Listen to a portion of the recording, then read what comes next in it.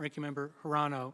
It's an honor to appear before you today to discuss the growing threat of free speech in the United States from an array of extremist groups. The protests in the aftermath of the killing of George Floyd have served to focus attention on the transcendent issue of racial discrimination.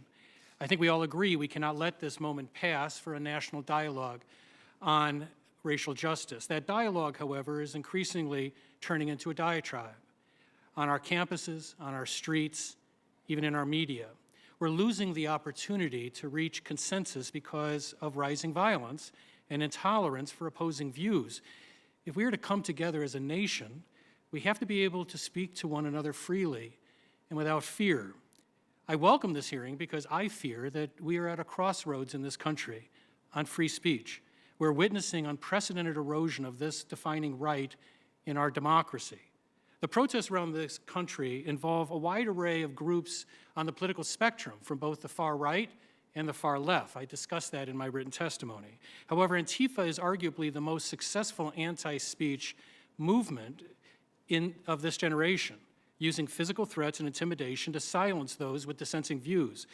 It is all part of achieving what Antifa calls no platforming, or denying people with opposing views the ability to be heard. Recently, the alleged Antifa ringleader who led efforts to topple statues in Washington, D.C., proclaimed the movement is winning. He's right. They are winning. They're winning because universities are now effectively blocking conservative and opposing speakers. They're winning because the media and politicians downplay such violence. They're winning because local authorities are ordering police to stand down or prosecutors to drop charges.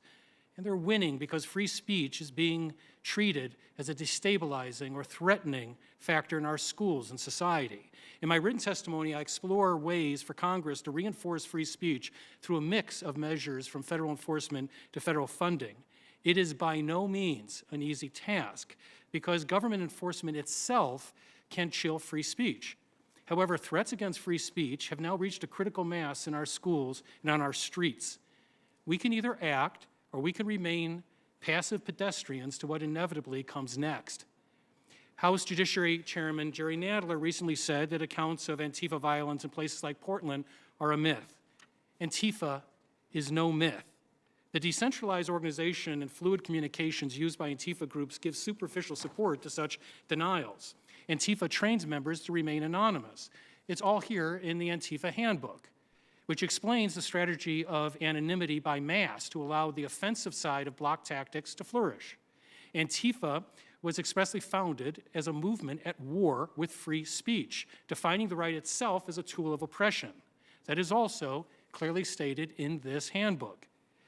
The signature of the group is a self-righteous, rage-fueled violence that parallels fascistic groups that they claim to oppose. Tellingly, the Antifa handbook begins with the quote, "Fascism is not to be debated, it is to be destroyed."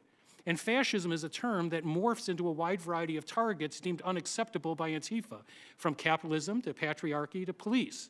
Antifa bears strong resemblance to groups that emerged in earlier periods of attacks on free speech, like the Red Scare. Simply replacing anti-communism with anti-fascism does not materially change the same anti-free speech purpose of these movements. The greatest threat to free speech in this country remains the original threat: silence. Silence kills free speech. It is the silence of professors who watch as their colleagues are threatened, harassed, or fired for voicing dissenting views. It's the silence of students who watch their fellow students as they are attacked for voicing their own beliefs. It is the silence of reporters who watch as their colleagues are fired or forced to retire for writing opposing views. Most importantly, it is the silence of politicians who refuse to protect the exercise of free speech. Let me end by saying that during the Red Scare, Attorney General Charles Gregory said this about dissenters: "May God have mercy on them, for they need to expect none from an outraged people and an avenging government."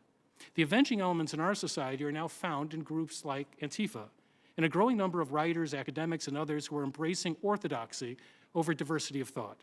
Antifa and related groups thrive through intimidation, and they prevail through inaction. All that is required for free speech to die in America is for America to be silent. Thank you very much for allowing me to speak today.